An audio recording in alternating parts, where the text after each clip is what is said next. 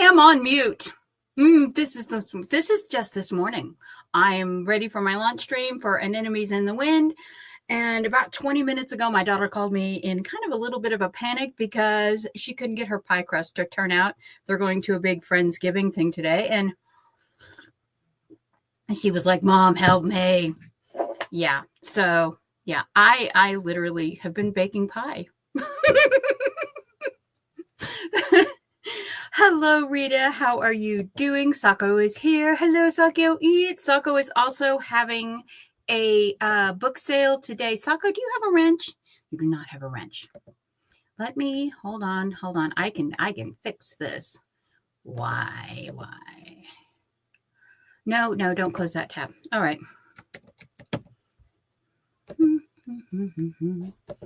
Do.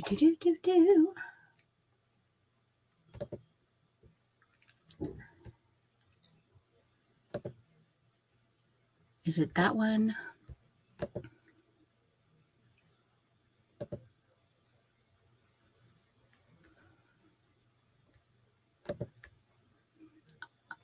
Hold on. Community.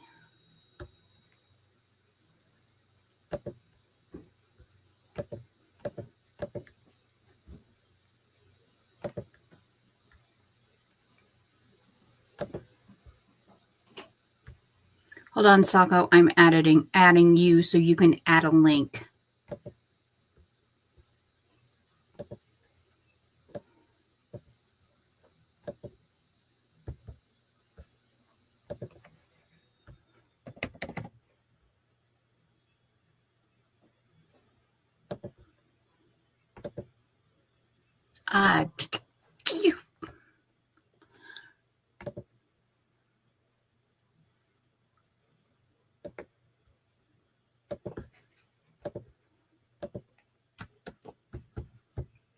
What is it doing?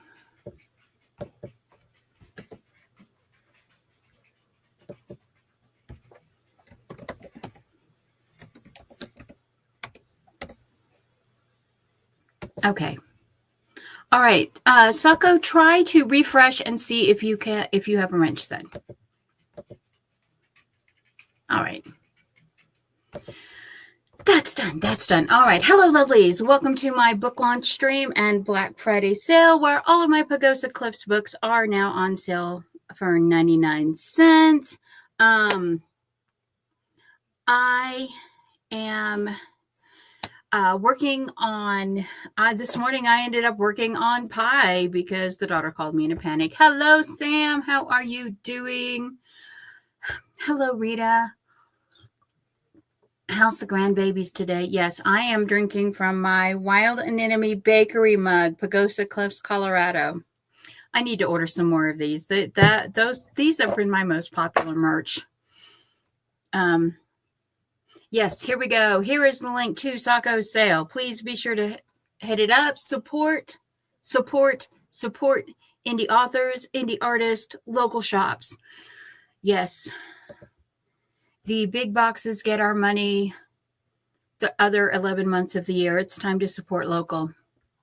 So I am having a slight anxiety thing going on today because of trying to help my daughter make pie crust. She has not made pie crust for like 4.5 years. I don't think she's made pie crust since she left home. So she just was like, it's not turning out. And I'm like, it will turn out. And she's like, it's not turning out. And I was like, it's okay. Breathe.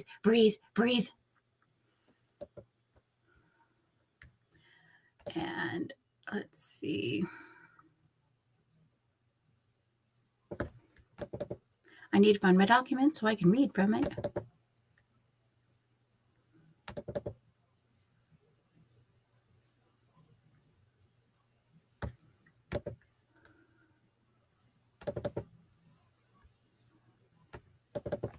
There we go.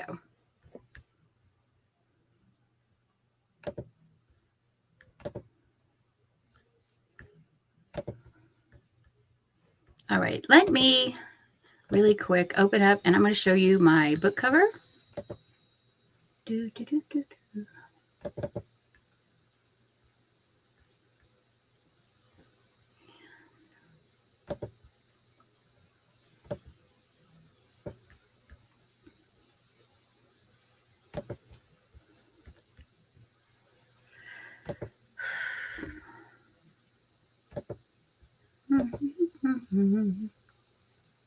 I swear I am not normally this disorganized. So this is my book cover for Anemones in the Wind. This is technically Pagosa Cliffs Anemones number 4. 1 through 3 was with Editingle Indie House. I have recently got those back, and I will be publishing them in the new year, doing a republish of those. Cold water's warm.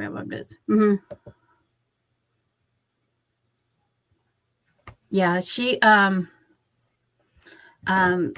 the pie crust recipe is super simple. But she, for some reason,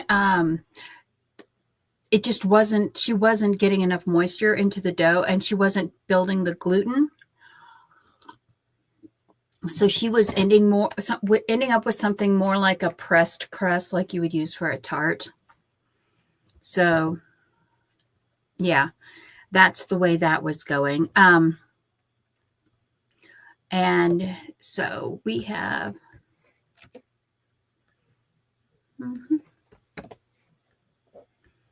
all right. If you would like to put some numbers in the chat, any number between 4 and 315. So any number between 4 and 315.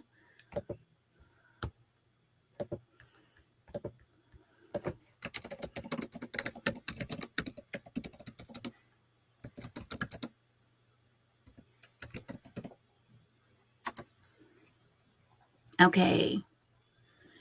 Sako says page number 7.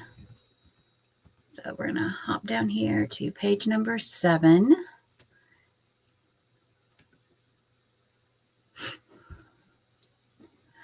And, oh.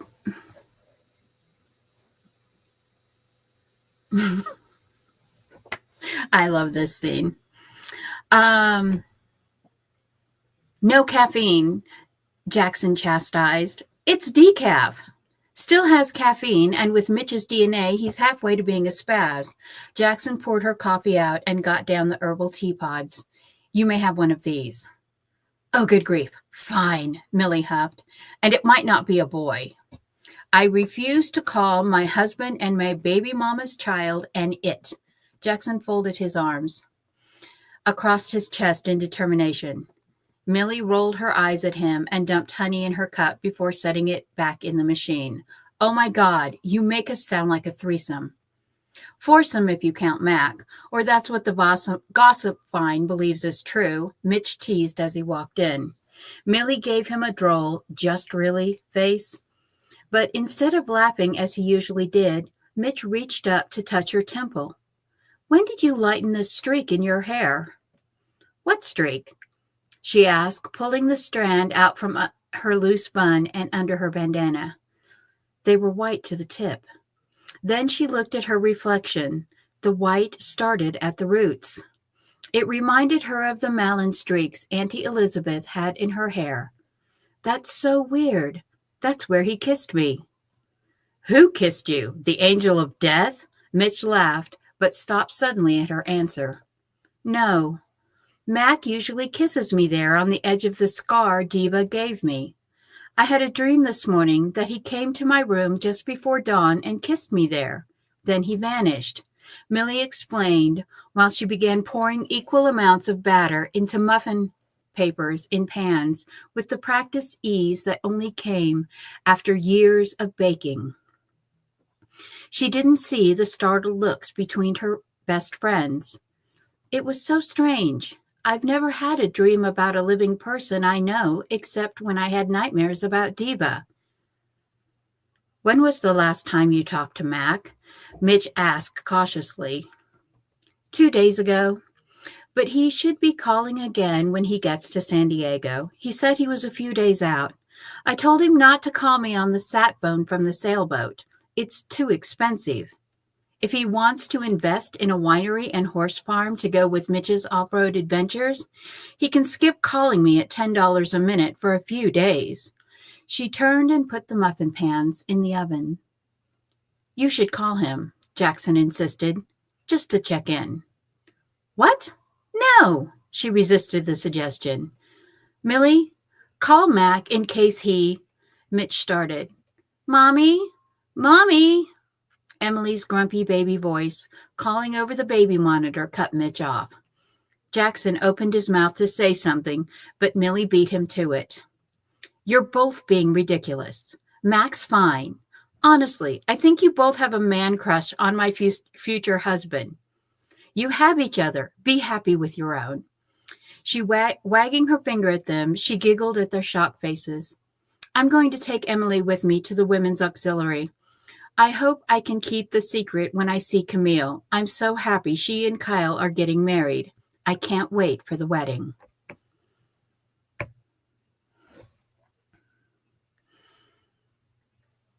So that is part one. Mac is sailing back from Hawaii to sail his sailboat because Millie has aquaphobia. And as much as he loves the ocean, he loves her and the mountains around Pagosa Cliffs more. So he's moving everything to the mountains to be with Millie.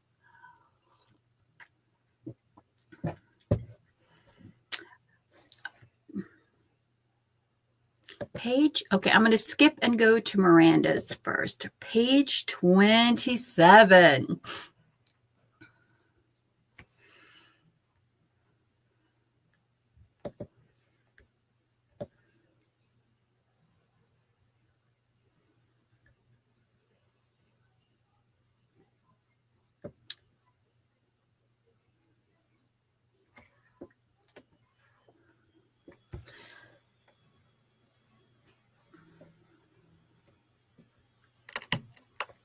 Gil, I don't know if I can talk about Mac today, Millie hedged quietly. He's still missing, and well, they found people missing at sea even years after they disappeared. The younger Beale brother nodded his head. Well, then can we talk about Molly? She's my new neighbor. He grinned, and Millie's heart stuttered at the resemblance to Mac's smile. She is lovely. Taking a slow breath, Millie thought about it, then made herself smile at Gilliam. She could do this. She could put away her own pain to help Molly get over hers by playing matchmaker. Gilliam had no idea that Mac and Millie had talked about matchmaking, his younger brother and her best friend. Molly is lovely, she repeated, but there are a few things you should know. She grew up on a ranch outside of town, married her high school sweetheart last Labor Day, and lost him on Halloween. As she placed fondant butterflies on skewers in the table flowers, she told Gilliam all he needed to know to date her best friend and employee.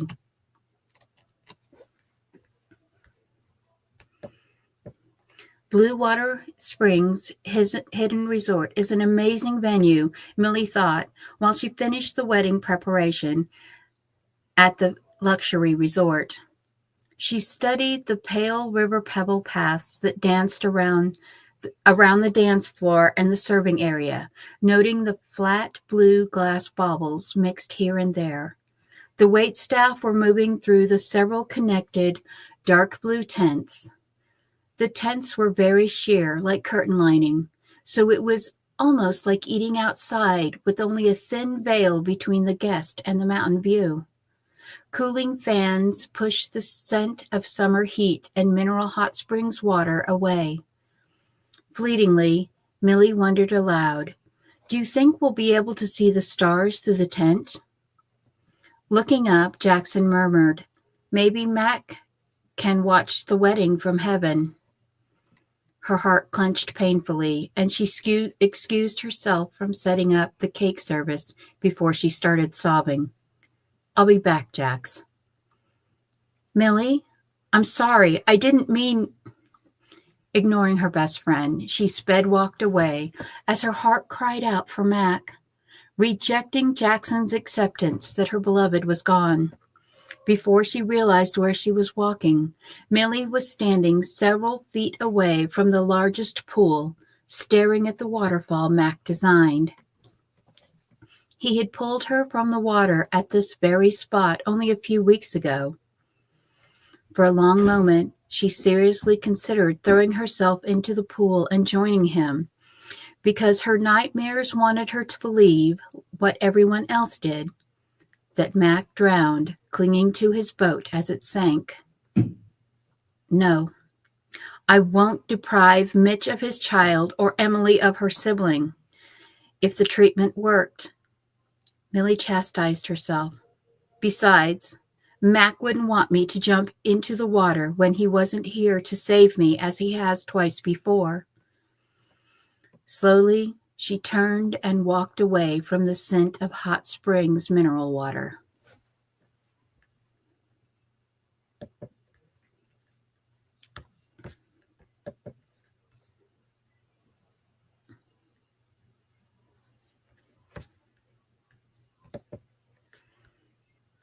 Oh, that's so heartbreaking.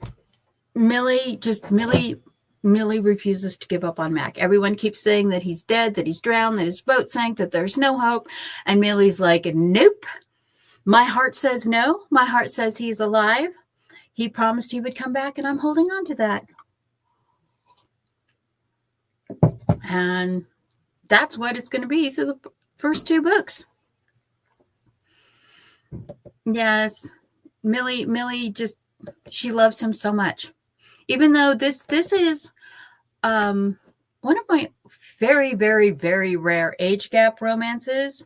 Millie is 25 and Mac is about to turn 40.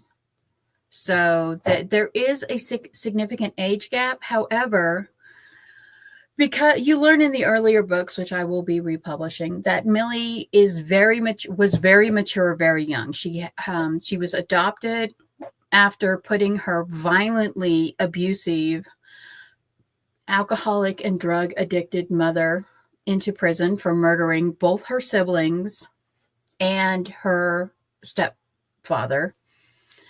And then, so she, by the time she was 7 years old, she was more mature than most adults. So for her and Mac to fit together, because he's very business savvy, but he lost a son to leukemia, and sadly that's how he found out that his son was not his son. His son had leukemia, and so he immediately got himself tested and found out that the child that he had raised since birth and raised solo after his divorce was not his son at all. So he has this life of live every day of your life like it's the last day of your life, and be joyful and embrace things. And Millie also has worked with therapists for her adoptive parents got her father was a pediatric psychiatrist, her adoptive mother was a pediatrician, and they got her the best therapy with them and then over the years to make sure that she could recover from the trauma of her childhood. So there are these two people that have this very much positive mental attitude, overcomer cycle, and they make a really good match. They make a really good pair despite the age gap between them. And Millie is just completely not willing to give up on Mac. She's like, no. And it's through this book and through the next book, which is The Windflowers, she absolutely refuses to give up on Mac. And Mac, where he is, he refuses to give up on getting back to Millie. So, there's a very interesting twist in this whole thing because, well, do you want the spoiler or not? I will ask you if you want the spoiler about what is keeping Mac and Millie apart.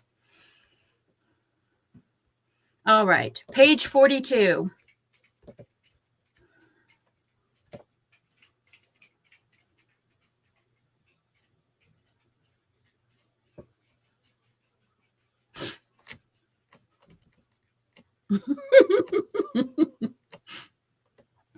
12:07 a.m., July 4th. Jackson, we're home. Millie sagged after she parked the Wild Anemone Bakery delivery van.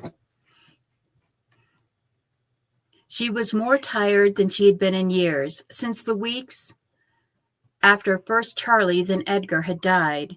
It was not only her body longing to collapse into nothingness, but her soul as well. She was ready to give up, but too many needed her to go on, and someone needed to pray for Mac. The tiny life she was trying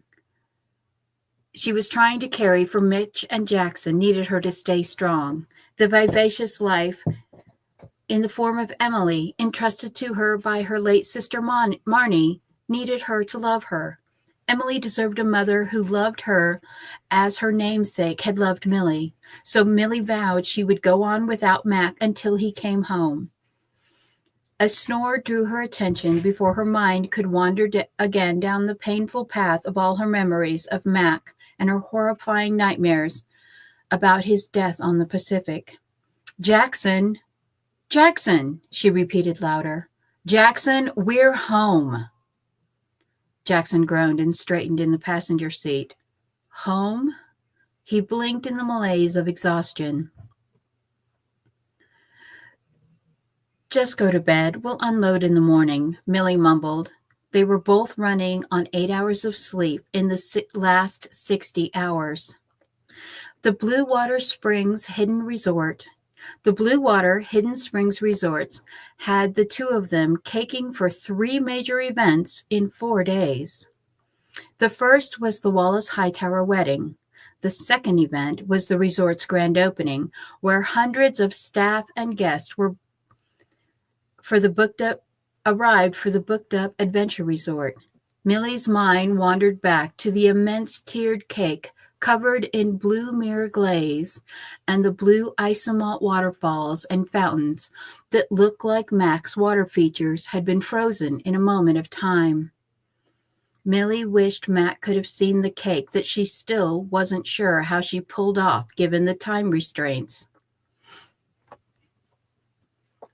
The blue raspberry and white lemon marbled velvet cake carried the water theme into the moist layers.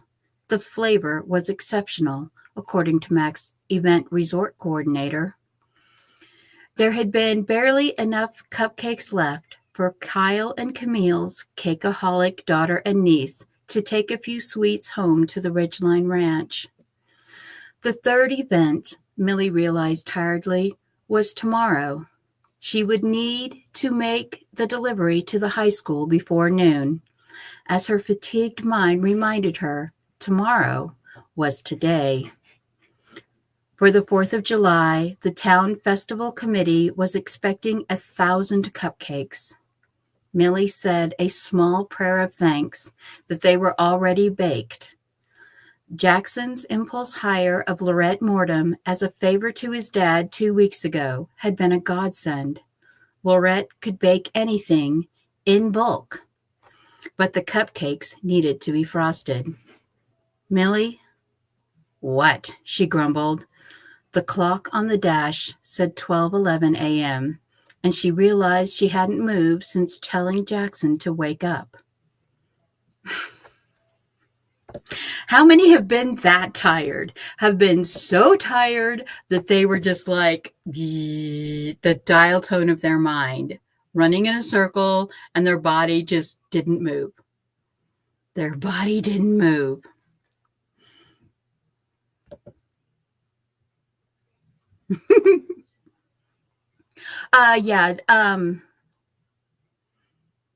Mac's boat was sunk on purpose, and he was abducted, and he is being held, not really for ransom, but he is being held because Blue Water Resorts is a $1 billion company, and he has $350 million in bearer bonds that someone is looking for. So, yeah. Hello, Richard. Fine. Good morning, Alexandria. Okay. Richard wants this page number because Richard is Richard, so we will go ahead to that page number. Yeah. Let's see. Sam says, yeah, do You want me to do what now? After working 36 hours on 2 hours of sleep? Nope, not happening. Yeah, yeah. I have, when I was working as a medication administration tech and CNA supervisor, we had a blizzard and I worked 72 straight hours with 4 hours of sleep a day. I was giving medications, doing patient care, doing patient treatment, running the kitchen at the retirement home I was at because none of our staff could get the blizzard hit, and then it was so much worse than they thought it was going to be. And instead of like 4 to 14 inches of snow, we ended up with 4 feet of snow, which is 1.33 meters. That much snow just on everything.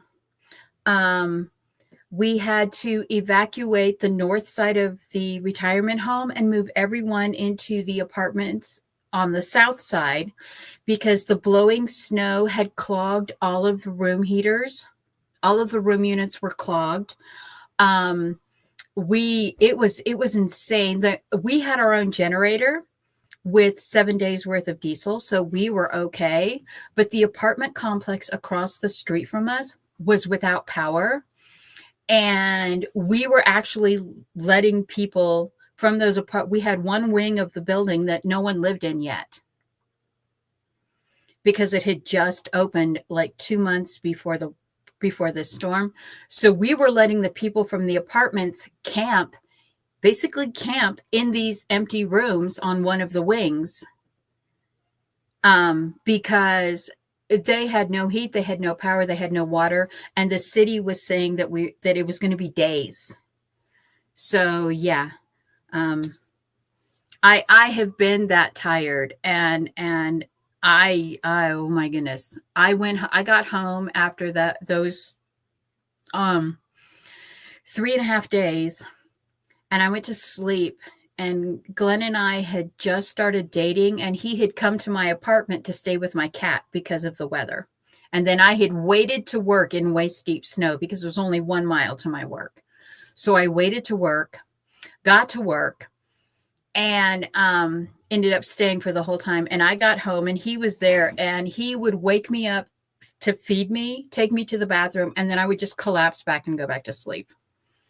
So yeah, weather in Colorado, it is not fun. We get storms like this, like the one we had just a week and a half ago, where the entire area, there was no leaving where I live for 5 days. So yeah, it's crazy weather. Crazy weather happens. And if you're not from an area that gets snow like that and you're not prepared, yeah, some of my neighbors actually came and got eggs and some groceries from me because they didn't think that it was going to be like this. All right.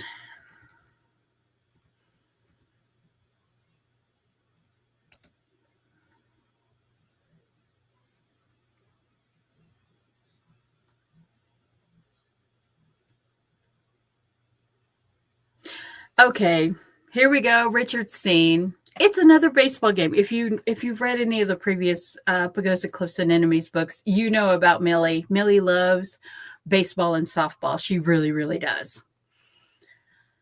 She lettered in high school and college playing baseball. So, Millie, you shouldn't be playing. Jackson fussed at Millie as she slung her baseball catcher equipment bags over her shoulder and carried it out to the Wild Anemone bakery van with him following. Jax, it's fine. Dr. Montgomery said I could play. My gear will protect me, and no one is going to plow a pregnant woman, even if I'm barely showing. Millie grinned evilly. It's a guaranteed win. Really? All you care about is the win? Jackson expressed his exasperation so dramatically that Millie laughed out loud while Mitch chortled. Mitch took the bags from Millie and placed them at Emily's feet as she kicked her legs in her car seat. Then he handed Millie's bat case to Emily, who hugged it. Hello, Sheila, the toddler giggled as she hugged Millie's red aluminum bat. Are you going to sing today? Oh, good grief, Jackson groaned. Mitch hugged his husband. Leave it, Jax. Trolina is a warrior princess. Let her have her battles. Emily insisted.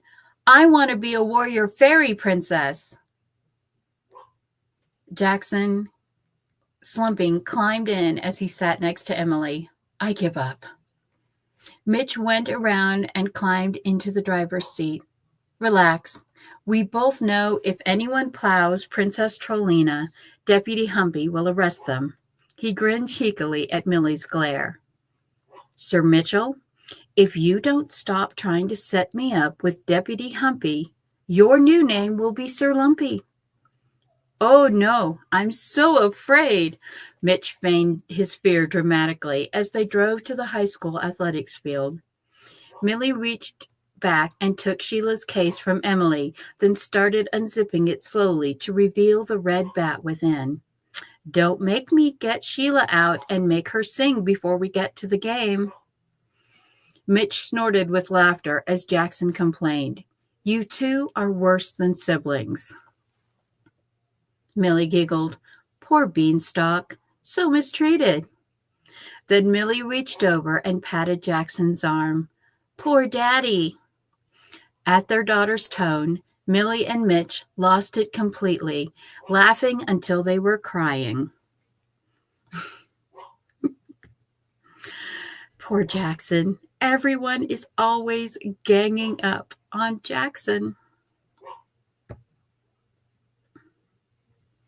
Page 33.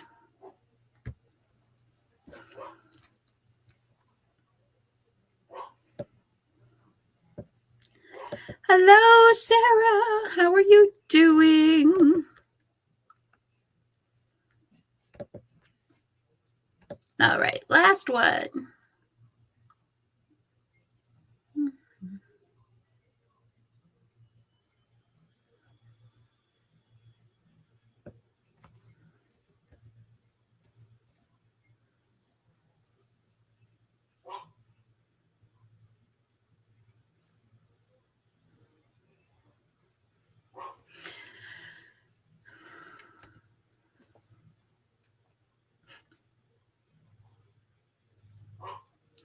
Lloyd was right. You are an easy partner, Tank complimented, then admitted. Miss Millie, I got you out here under false circumstances. Tank and Millie are dancing at Camille's wedding right now. Millie's brow furrowed. What's going on? I need your help. Lloyd wants to come back full time, and I don't think he should. I need him. He has skills and experience that none of my applicants have and ties to this community that make him invaluable. But he's a cop because of his great uncle Ray and the legacy of the McConnell sheriffs. Did you know that 6 McConnells have been sheriff since Pagosa County was drawn? Why are you telling me this? Millie cocked her head as she finished her rotation. Because I need your help to talk him out of it. Lloyd has wanted to be number 7 since he was a boy and spent every evening listening to his uncle read him westerns. But honestly, it isn't what makes him happy, Tank explained. There are only 2 things that make him truly happy, and the second of them is ranching. My pappy said the Marines was a waste of time for a natural rancher like Lloyd. I don't see how I can help you. I don't know anything about ranching, Millie refuted him. She realized where he was going and didn't want to acknowledge it. You can because you're number 1. I know you just lost Mac at sea, and Lloyd is moving past having Tanya out of his life. But you are still friends, and in a year or 2, things may change for the better for both of you, Tank declared. I won't. Standing rigidly, Millie stopped dancing as the music faded. Marry a cop. He knows that. A salsa started. Tank spoke to the couple standing behind them on the dance floor. McConnell, this is your kind of music, not mine. I'll trade you partners. Giggling, Tiana Ballard took the tall sheriff's proffered hand and whispered loudly, "We should get off the floor before they make us look like the left-footers we are."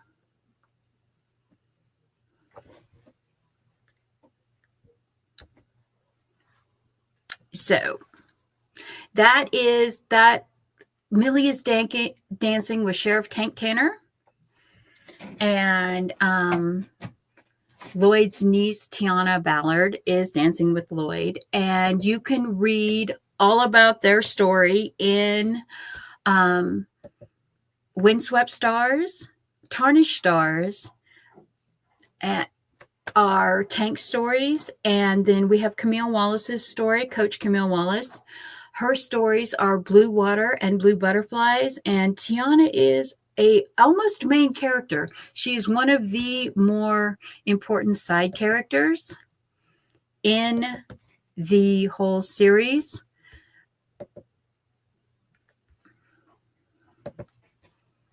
So yeah, and all of the earlier Pagosa books, the Pagosa Stars books, Tarnished Stars, Blue Water, Blue Butterflies, and Windswept Stars are all on sale for Black Friday and through the Cyber Week. So you can order those as the ebooks.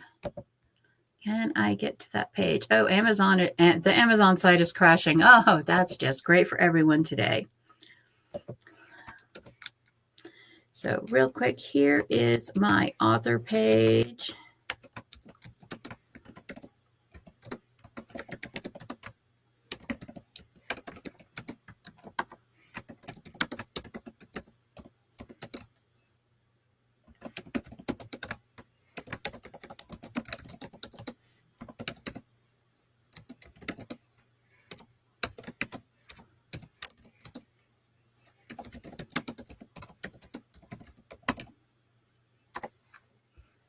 Okay.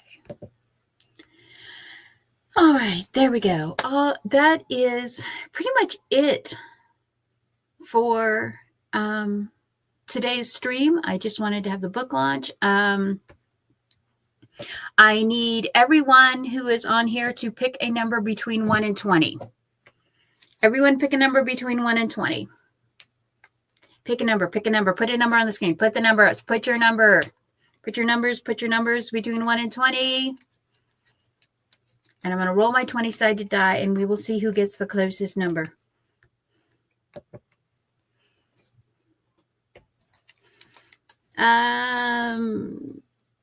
Rita, pick again. Alexandria already got 13.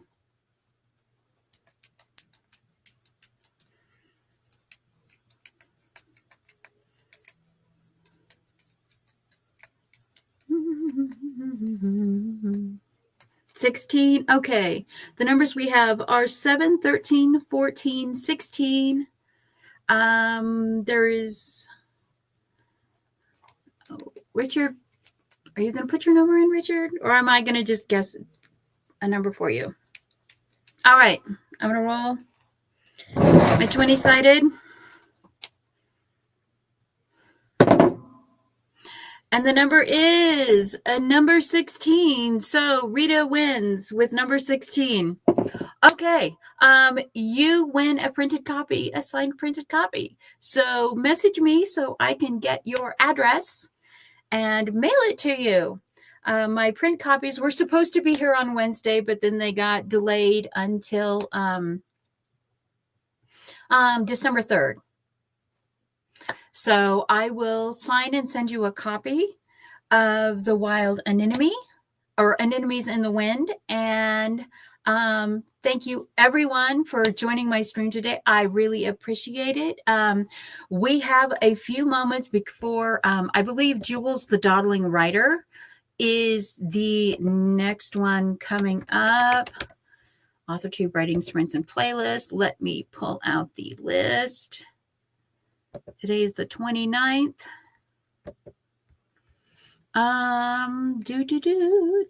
Yes, Jules the Dawdling Writer will be starting in just a few moments.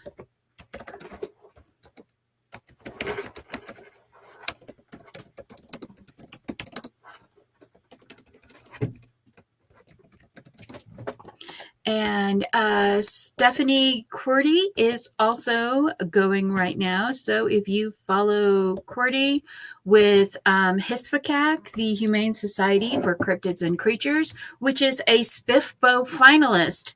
So congratulations to Stephanie Gillis for her success with SPIFBO and with the Humane Society for Cryptids and Creatures.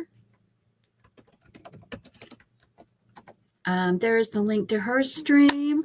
Thank you very much. I am super happy with being able to actually catch up on my publication goals in the third and fourth quarter of this year. It's been a hard, 18, almost 2 years. We're going on almost 2 years of this migraine storm that I'm having. So fingers crossed I can get back on track with my writing and publishing goals. If you want to see my previous writing stuff or anything else, you can always hit up my Inkit page, where all of my drafts are free. I have other contemporary stories on there, and I am currently working on finishing my Vigilante Gargoyle Shifter Queen story. So I am hoping to, I have 2 days left, so I do not know if I'm going to be able to finish it, but I'm hoping to finish this out. I've gotten so far, hold on, let me look at my counter page. I don't have my book in here. Anyway, I am almost to 50,000 words for November, which I will finish that today. I only need 5,000 words to finish.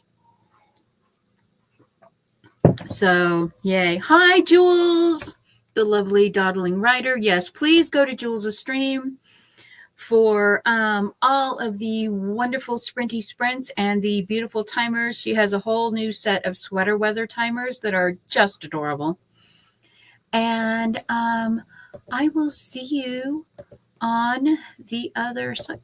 Start my video. Start my video. It's not starting my video. Why isn't it starting my video? I don't know why it's not picking up the video. Hi, yes. Oh, Keys says thank you for coming. Bye.